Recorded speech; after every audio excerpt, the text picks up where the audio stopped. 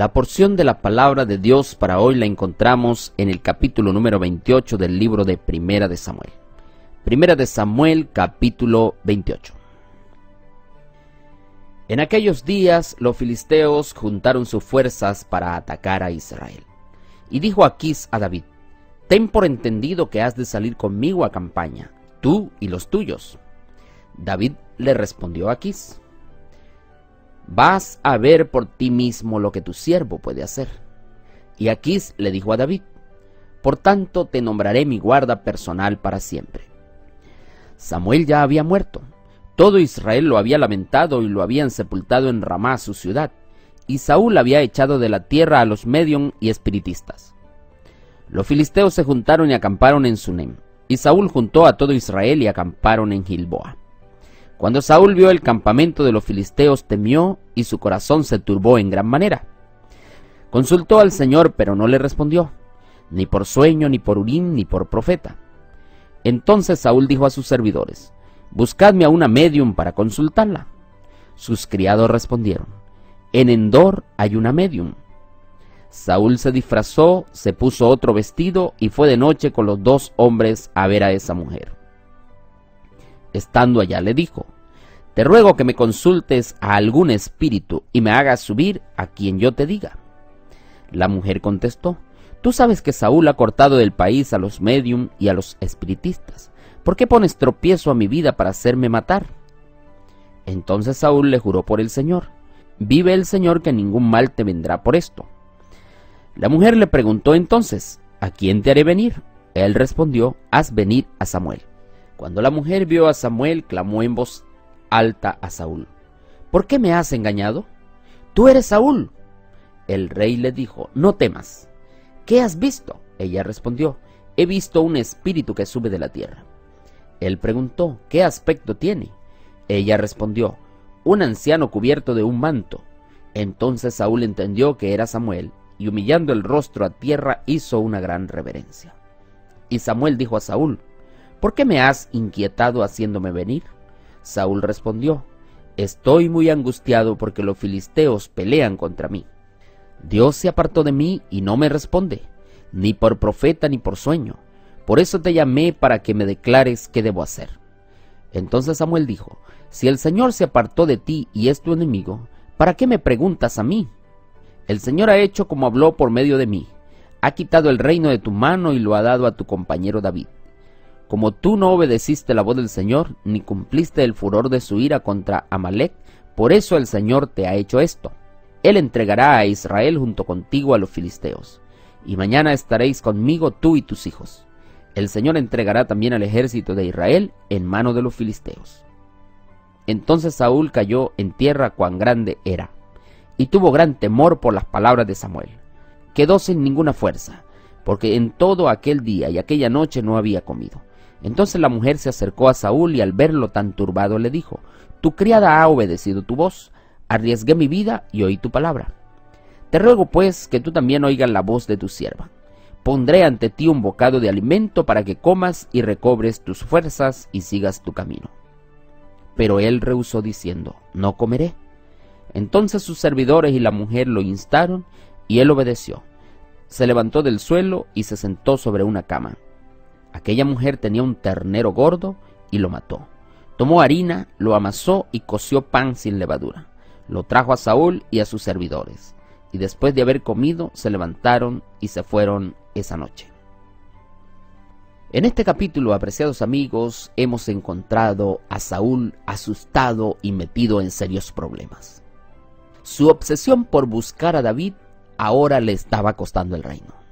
No se preocupó por cuidar las fronteras y ahora los filisteos estaban ganándole ventaja.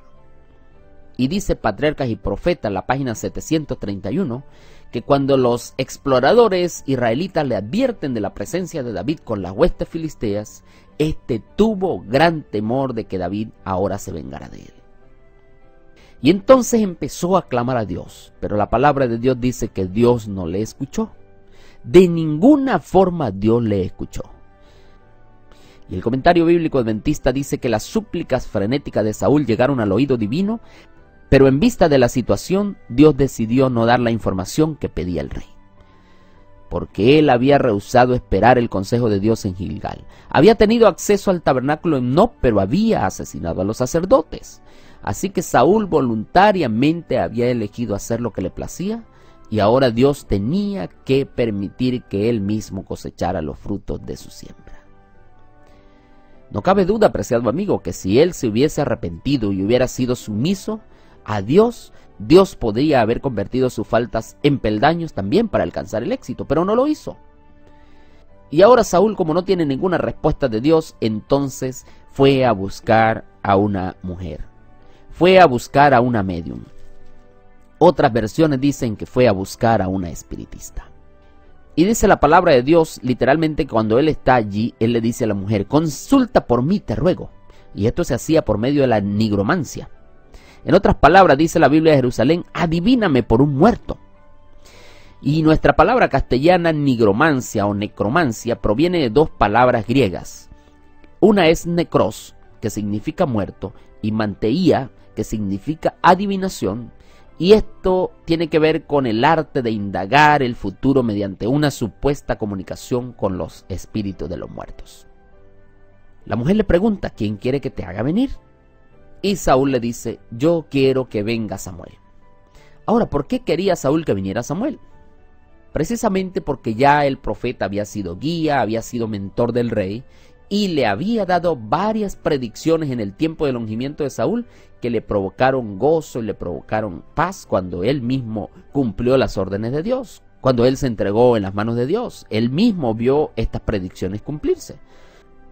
Pero cuando él aborreció a Dios, pues entonces Dios lo dejó. Y es triste que este hombre buscó a esta mujer para consultar a los muertos, cuando esta era una práctica que él mismo había condenado. Porque el libro de Levítico capítulo 20 se condenaba a muerte a todos aquellos quienes practicaban estas cosas y a los que consultaban a los medios espiritistas. Por eso es que la mujer le dice: mira, me has engañado. Pero él le dijo: no temas, no te preocupes. Y entonces cuando aparece este supuesto Samuel, porque no era Samuel, era un espíritu que había salido de la tierra, entonces Saúl se postra en reverencia ante él. Y por eso es que este espíritu le dice: ¿y para qué me manda a llamar? Si Dios se apartó de ti, ¿quién soy yo? ¿Para qué me manda a llamar? Y aquí las escrituras revelan, apreciados amigos, que Satanás y sus ángeles pueden impartir informaciones y también cambiar su forma. Y aquí la aparición que se presentó ante la mujer de Endor era una personificación satánica de Samuel. Y el mensaje impartido tuvo su origen en el principio de las tinieblas. No era Dios quien estaba hablando, no era Samuel, era el propio enemigo. Y aunque muchos de los fenómenos de estas sesiones espiritistas son fraudes y actos de prestidigitación, no todos los fenómenos se pueden explicar así, porque algunos de estos son verdaderos. En otras palabras, el mal existe, Satanás existe, el pecado existe. Ahora, como hijos de Dios, debemos recordar que la única salvaguardia que nosotros tenemos contra todos estos artificios engañosos es estar bien afianzados en la palabra de Dios, como para que el tentador sea reconocido a pesar de su disfraz. Dice Conflicto de los Siglos, página 35, una fe firme en la verdad del estado inconsciente de los muertos desbaratará cualquier intento del enemigo para infiltrar su propaganda por medios espiritistas y supuestas comunicaciones con los muertos. Pero así como Satanás tuvo poder para presentarse delante de Jesús en el desierto como un ángel de luz, también él o sus instrumentos, si se les permitía, podían imitar a Samuel tanto en la forma como en la voz. El diablo aprovechó esta oportunidad para mofarse de Saúl con la ironía de su suerte. Y qué triste, ¿verdad, apreciado amigo? Que ese mismo hombre que había perseguido a los que practicaban la magia negra, ahora estaba de rodillas implorando ayuda a ese poder. Y aquí vemos que el aprieto en que este hombre se encontraba era el resultado ya de su propia elección. Dios se había esforzado muchas veces para salvarlo del desastre. Le envió amonestaciones, le envió consejos, pero este hombre persistió en oponerse a la instrucción divina. Y esto mismo sucede hoy día con muchas personas. Dios les da mensajes, les da amonestaciones, pero al rechazar la voz de Dios, Dios los entrega entonces en manos del enemigo y el enemigo hace con ellos lo que quiere.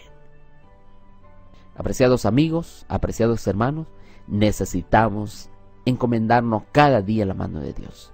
Necesitamos aferrarnos a su palabra.